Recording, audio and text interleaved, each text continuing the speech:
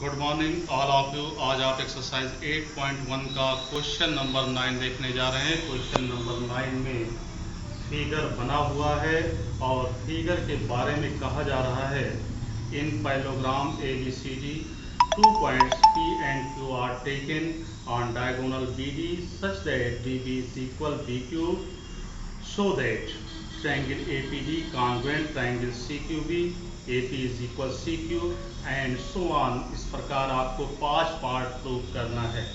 तो यहाँ पर जो जानकारी दी गई है वो ABCD एक पैरेललोग्राम है और डायगोनल BD पे 2 पॉइंट जो P और Q लिए गए हैं वो इस प्रकार लिए गए हैं कि DP इज इक्वल BQ। आप फिगर देख रहे होंगे और इसमें आपको सबसे पहले पार्ट में प्रूव करना है ट्रायंगल APD कॉन्ग्रुएंट होगा ट्रायंगल CQB के।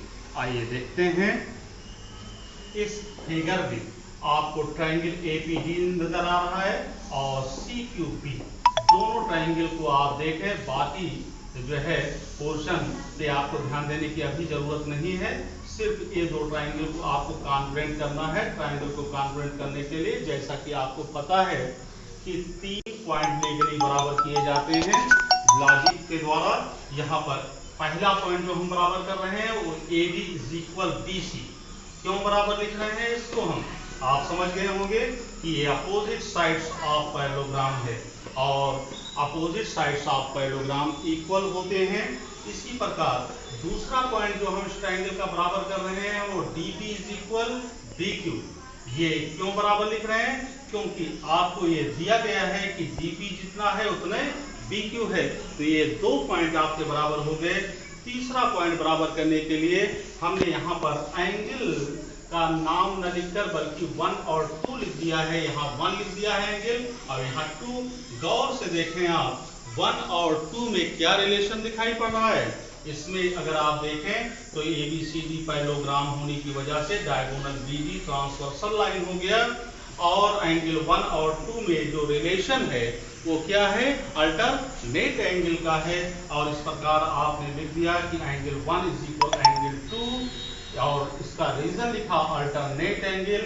और देख रहे हैं 3 पॉइंट बराबर हो गए और बराबर होने से ट्रायंगल APD कॉन्ग्रुएंट हो गया ट्रायंगल CQB। और यही आपको पहले पार्ट में प्रूव कर देना था। सेकंड पार्ट में देखें, आपको प्रूव करना है AP is equal CQ। AP आप देखें गौर से तो ये ट्रायंगल APD का पार्ट है और CQ अगर गौर से देखें तो ये ट्रायंगल BCQ का पार्ट है या CQB का पार्ट है। और दोनों ट्रायंगल आप पहले ही फर्स्ट पार्ट में ऑलरेडी प्रूव कर चुके हैं कि ये दोनों ट्रायंगल क्या हैं, कॉन्ग्रुएंट हैं। तो हमने क्या लिख दिया, triangle APD congruent triangle CQB। अभी आपने प्रूव किया है इसको। और जैसे अगर ये कॉन्ग्रुएंट हैं तो इसके ऑल करस्पॉन्डिंग पार्ट इक्वल होंगे और इस प्रकार आप लिख सकते हैं कि AP इज इक्वल CQ और रीजन होगा बाय CPCT यानी कॉन्ग्रुएंट जो है पार्ट ऑफ कॉन्ग्रुएंट ट्रायंगल। और इस प्रकार सेकंड पार्ट भी आपका प्रूफ हो गया। थर्ड पार्ट में आपको प्रूफ करना है triangle AQB congruent triangle CPD। आइए AQB देखते हैं, AQB और CPD देखते हैं। दोनों ट्रायंगल में अगर आप देखें तो AB इज इक्वल CD आपको दिखाई पड़ रहा होगा। ये अपोजिट साइड्स ऑफ पैरेललोग्राम है। और इसी प्रकार DP इज इक्वल BQ। ये दूसरा पॉइंट आपका गिवन पॉइंट है, दिया गया है। दोनों पॉइंट आपके दिए थे। पहला पॉइंट तो आपका जो है पैरेललोग्राम से बराबर हुआ अपोजिट साइड और दूसरा पॉइंट आपका दिया था।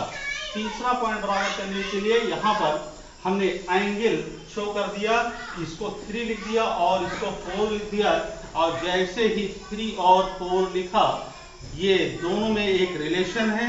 रिलेशन क्या है, ये दोनों अल्टरनेट पोजीशन पर हैं। तो हम लिख सकते हैं कि एंगल 3 इज इक्वल एंगल 4 और because alternate angle so triangle AQB congruent हो गया ट्रायंगल CPD के। और जैसे ही ये कॉन्ग्रुएंट हो गया आप देख सकते हैं इसका चौथा पार्ट भी प्रूफ हो जाएगा। चौथे पार्ट में आपको दिखाना है कि AQ इज इक्वल CP।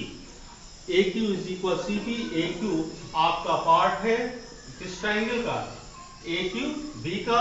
और CP किसका पार्ट है, CP एंगल CP D का, तो आप लिख सकते हैं कि AQ is equal CP by corresponding part of congruent triangle.